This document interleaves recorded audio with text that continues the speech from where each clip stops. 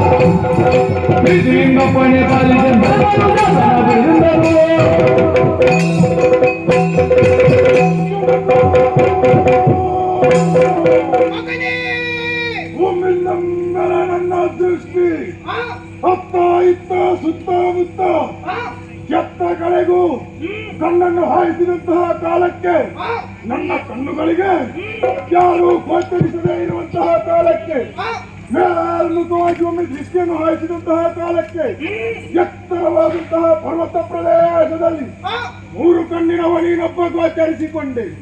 ಹಸಿವಿನಿಂದ ಕಂಗೆಟ್ಟಿದ್ದಂತಹ ನನ್ನ ಹಸಿವನ್ನು ನಿವಾರಿಸಿದವ ನೀನಾಗಿದ್ದೀಯೋ.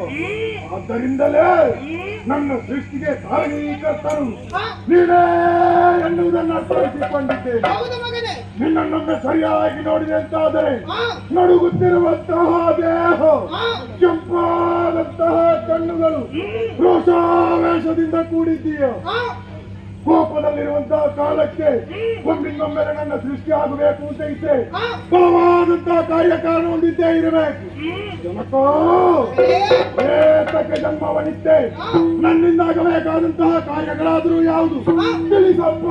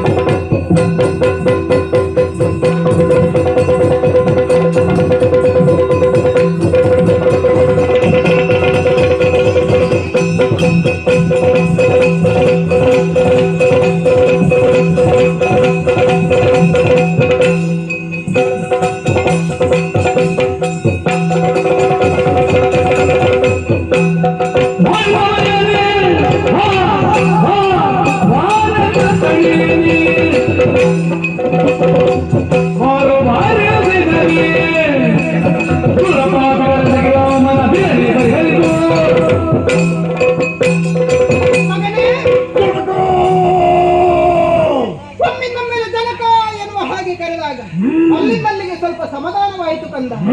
ನಿನ್ನ ಹುಟ್ಟಿಗೆ ನಾನೇ ಕಾರಣೀಕರ್ತನಾಗಿದ್ದೇನೆ. ನನ್ನ ತಲೆಯಲ್ಲಿದ್ದಂತಹ ಜಡೆಯನ್ನು ಒಮ್ಮಿಂದ ಮೇಲೆ ನೆಲಕ್ಕೆ ಅಪ್ಪಳಿಸಿದ ಕ್ಷಣ ಅದರಿಂದ ಹುಟ್ಟಿಕೊಂಡವನು ನೀನು.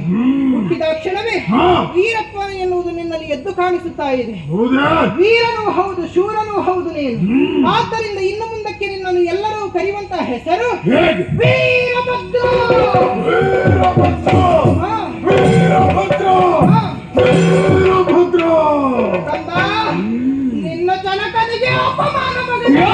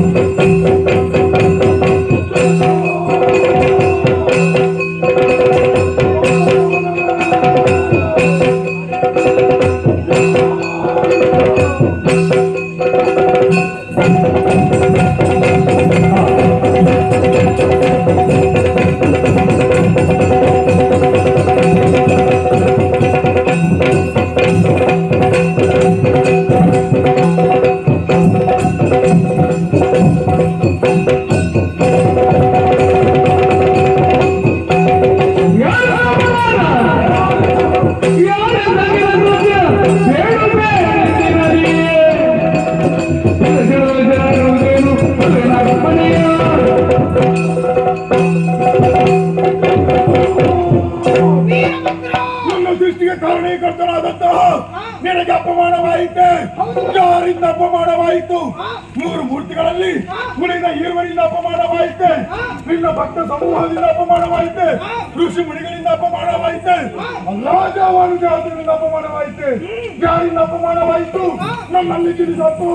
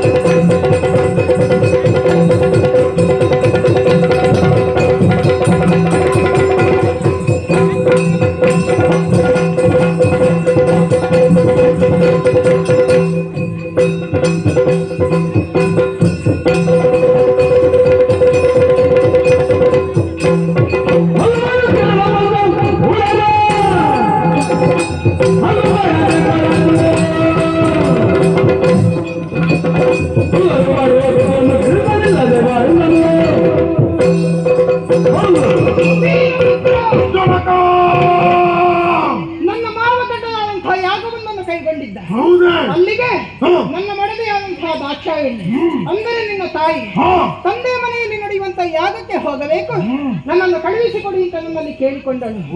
ಹೋಗಬೇಡ ದಾಕ್ಷಾಯಣಿ, ಹೋದೆ ಅಂತಾದ್ರೆ ನಿನಗೆ ಅಪಮಾನ ಆಗುತ್ತದೆ ಎನ್ನುವ ಹಾಗೆ ಎಷ್ಟು ಸಲ ಹೇಳಿದರು.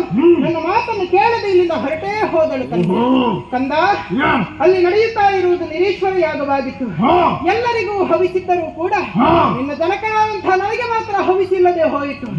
ಇದನ್ನು ಕಂಡಂತಹ ದಾಕ್ಷಾಯಿಣಿ ಯೋಗಾಜ್ಞೆಯನ್ನು ನಿರ್ಮಿಸಿ ಅದರಲ್ಲಿ ದಹಿಸಿ ಹೋದಳು.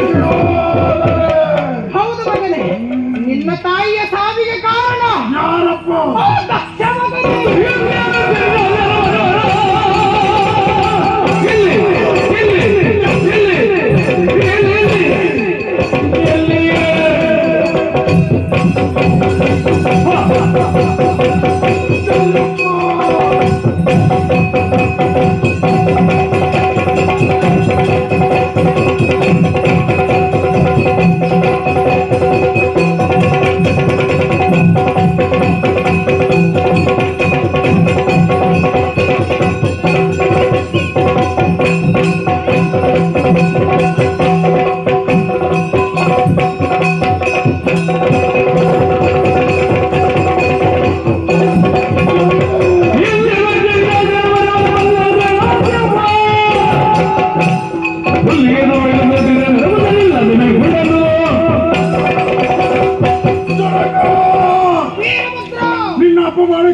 ಕಾರಣೀಕರ್ತನಾದವ ಆ ದಕ್ಷನೇ, ಹೌದು ಮಗನೇ. ನನ್ನ ತಾಯಿಯ ಸಾವಿಗೆ ಕಾರಣೀಕರ್ತನಾದವ ಆ ದಕ್ಷನೇ.